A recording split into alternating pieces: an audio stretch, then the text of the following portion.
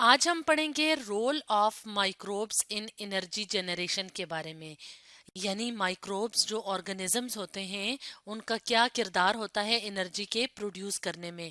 तो अगर हम बात करें माइक्रोब्स की, तो माइक्रोब्स कौन से ऑर्गेनिजम्स होते हैं? माइक्रोब्स होते हैं माइक्रोस्कोपिक ऑर्गेनिजम्स, जिन्हें माइक्रो ऑर्गेनिजम्स भी कहा जाता है, जैसे बैक्टीरिया और वायरसेस वगैरह। तो अगर हम इस डायग्राम की मदद से देखें तो यहाँ पे हमें माइक्रो ऑर्गेनिजम्स या माइक्रोब्स नजर आ रहे हैं। तो ये इतने छोटे छोटे ऑर्गेनिजम्स होते हैं कि इनको देखने के लिए माइक्रोस्कोप की जरूरत पड़ती है, तो इसलिए इनको माइक्रोब्स कहा जाता है। तो माइक्रोब्स की या माइक्रो ऑर्गेनिजम्स की कुछ स्पीशीज होती हैं जो कि बहुत इंपॉर्टेंट रोल प्ले करती हैं एनर्जी जनरेशन में। फॉर एग्जांपल अगर हम बात करें बैक्टीरिया की स्पीशी की, जिसका नाम है मीथेन बैक्टीरियम, तो मीथेन बैक्टीरियम को इस्तेमाल किया जाता है बायोगैस की प्रोडक्शन में। तो बायोगैस क्या होती है? बायोगैस एक फ्यूल है, यानी गैस की फॉर्म में फ्यूल होता है या ईंधन होता है, जो कि कैसे प्रोड्यूस किया जाता है, जो कि फर्मेंटेशन ऑफ ऑर्गेनिक मैटर से।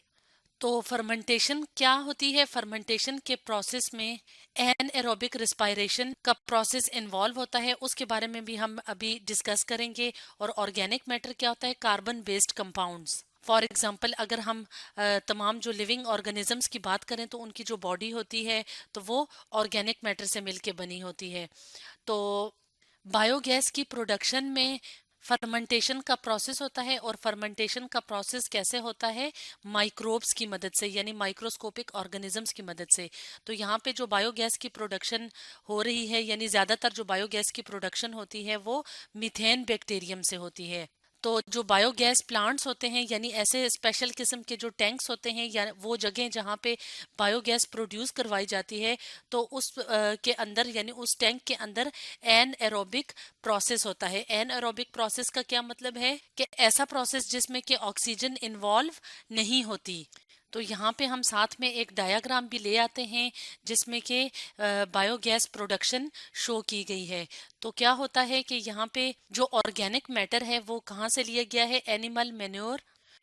एनिमल मेन्योर यानी कि जो काउ डंग होती है, यानी गाय वगैरह का जो गोबर होता है, तो बायोगैस प्रोडक्शन में उसको इस्तेमाल किया जाता है। तो ये क्या होता है? बेसिकली ये ऑर्गेनिक मैटर होता है। तो इसको एनिमल मेन्योर क्यों कहा जाता है? क्योंकि इसको डायरेक्टली एज अ फर्टिलाइजर भी इस्तेमाल किया जाता है, यानी काउ डंग को, जो कि जमीन की जरखेजी में इजाफा करती है।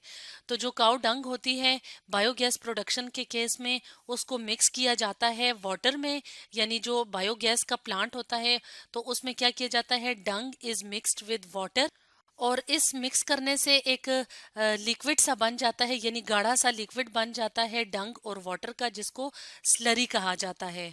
तो अब इस स्लरी की डाइजेशन का प्रोसेस होगा, यानी यहाँ पे जो मेन्योर डाला गया था उसको वाटर के साथ मिक्स किया गया था, तो उसके ऊपर काफ़ी ज़्यादा जो मिथेनोजेनिक बैक्टीरिया हैं, यानी मीथेन प्रोड्यूसिंग बैक्टीरिया हैं, वो यहाँ पे एन एरोबिक रिस्पायरेशन का प्रोसेस करेंगे। यानी वो अपने फूड के लिए डिपेंड करेंगे इस ऑर्गेनिक मैटर के ऊपर। तो क्या होगा? रिस्पायरेशन का प्रोसेस होगा जो कि ऑक्सीजन के बगैर होगी, यानी एन एरोबिक रिस्पायरेशन का प्रोसेस होगा। और उसके नतीजे में क्या होगा? बायोगैस प्रोड्यूस होगी, और उस बायोगैस के साथ साथ यहाँ पे दिखाया हुआ है कि फर्टिलाइजर, यानी एक और प्रोडक्ट बनेगी इस नतीजे में, तो जिसको फर्टिलाइजर या खाद के तौर पे इस्तेमाल किया जाएगा। फर्टिलाइजर क्या होते हैं? ऐसे सब्सटेंसेस जो कि जमीन में ऐड किए जाते हैं ताकि जमीन की जरखेजी में इजाफा हो। तो बायोगैस जो होगी उससे फिर इलेक्ट्रिसिटी बनाई जाएगी, यानी इलेक्ट्रिसिटी या बिजली प्रोड्यूस की जाएगी। तो इस तरह से जो बायोगैस बनती है, यानी माइक्रोब्स की मदद से, तो वो बहुत ज्यादा सिमिलर होती है नेचुरल गैस की तरह।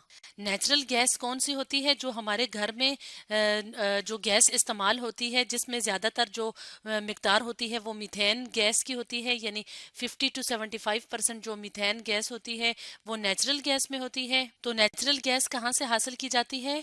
फॉसिल से, यानी जमीन के अंदर जो मादनी जखायर हैं वहां से नेचुरल गैस हासिल की जाती है।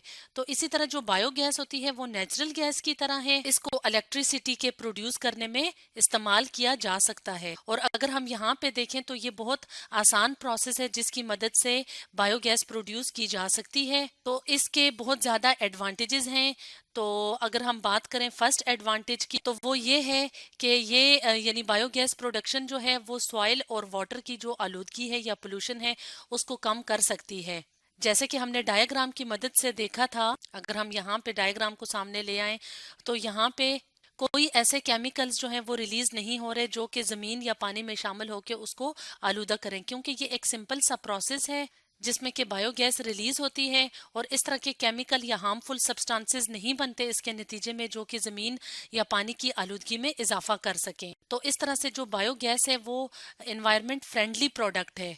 इसके अलावा प्रिवेंट हेल्थ प्रॉब्लम्स, यानी जो बायोगैस है वो जब प्रोड्यूस होगी तो वाटर और सॉइल पोल्यूशन नहीं होगी, इसलिए जो वाटर बॉर्न डिजीजेस होती हैं जो कि पोल्यूटेड वाटर की वजह से होती हैं जो इंसानी सेहत पे असर डालती हैं, तो बायोगैस की वजह से वो हेल्थ प्रॉब्लम्स भी नहीं होंगे। इसके अलावा बायोडाइवर्सिटी लॉस भी नहीं होगी। बायोडाइवर्सिटी कहते हैं variety of plants and animals जो कि दुनिया में रहती है या किसी खास हैबिटेट या जगह पे रहती है। क्योंकि ये एनवायरमेंट फ्रेंडली प्रोडक्ट है इसलिए इसका असर जो है, फॉर एग्जाम्पल अगर हम पानी की बात करें या सॉइल की बात करें तो वहां पे जो ऑर्गेनिजम्स होंगे उन पे भी इसका मनफी असर नहीं पड़ेगा।